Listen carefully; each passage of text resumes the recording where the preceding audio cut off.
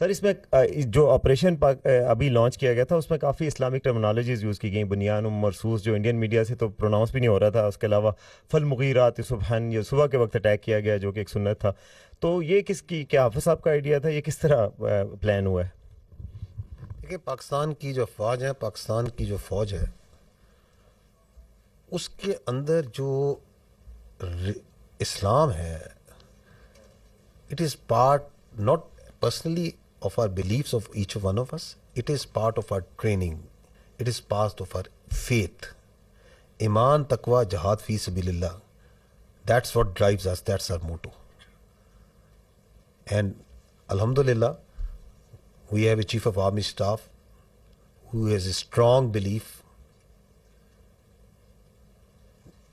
تو لیڈرشپ جو سی ہے، جو اوپر ہوتی ہے، اس کا جو بلیف ہوتا ہے، اس کی جو کمٹمنٹ ہوتی ہے، وہ ٹرانسلیٹ ہوتی ہے انٹو ڈفرینٹ طریقوں سے آپریشنس میں بھی. تو یہ جو نام ہے یہ کیا بتاتا ہے؟ یہ بتاتا ہے کہ یہ مومن ہوتے ہیں جو اللہ کی راہ میں لڑنے والے ہوتے ہیں، وہ سیسا پلائی ہوئی دیوار کی طرح ہوتے ہیں. دے آر دیٹ اسٹیل وال.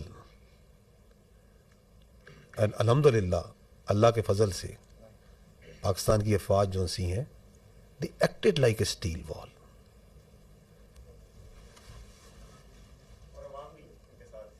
جی بغیر کسی شک کے، میں نے اس لیے شروع میں کہا کہ سب سے پہلے ہم اللہ سبحانہ و تعالیٰ کے آگے سجدہ کرتے ہیں، شکر کرتے ہیں، پھر ہم پاکستان کے عوام کا، پاکستان کے یوتھ کا، پاکستان کے میڈیا کا، پاکستان کے سیاستدانوں کا، تمام پولیٹیکل پارٹیز کا، اس وقت جو ہماری پولیٹیکل لیڈرشپ ہے ان کی حوصلہ مندی کا، یہ جو آپ نے رسپانس دیکھا ہے، it is the all elements of national power.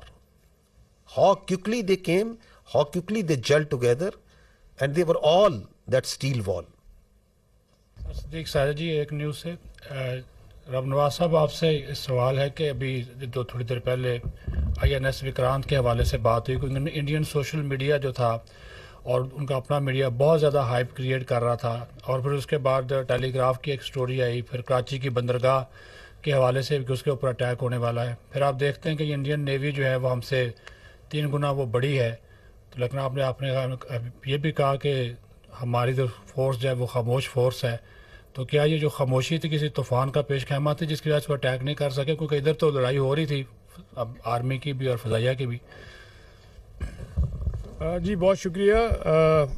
وہ انڈین میڈیا نے تو آپ نے دیکھ لیا تھا کہ وہ کراچی پہ وہ اور باقی بھی لاہور کی بندرگاہ پہ بھی قبضہ کر لیا تھا جو آپ نے دیکھا اس پہ. تو وہ تو لیٹس کیپ دیٹ اسائڈ.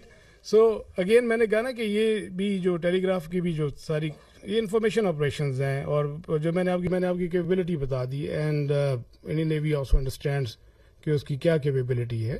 اور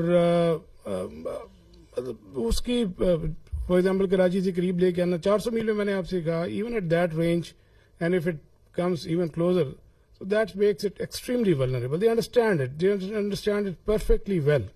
ایک تو جو کوآرڈینیٹڈ تھریٹ ہے naval air arm and Pakistan air force جو جنریٹ کرتی ہے وہ، اور ایون جو ہماری سب سرفیس ایلیمنٹس ڈپلائڈ تھے، تو وہ دے فلی انڈرسٹوڈ ایٹ آل ٹائمز کہ کیا تھریٹس ہیں. لیکن ظاہر ہے کہ میں نے جیسے کہا کہ جو وار کی پروسیکیوشن ہوتی ہے، that's not an isolated service matter, that is coordinated at all 3 services level. تو وہ اس میں جو ڈیسیژن میکنگ ہوتی ہے وہ اسی حساب سے ہوتی ہے.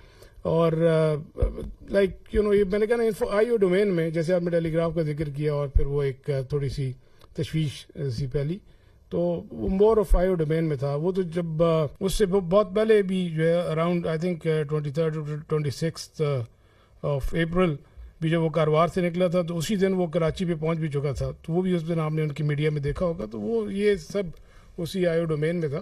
اور capability they all understand and while I'm not undermining لیکن I'm just be factually correct. We understand, we have our plan ready.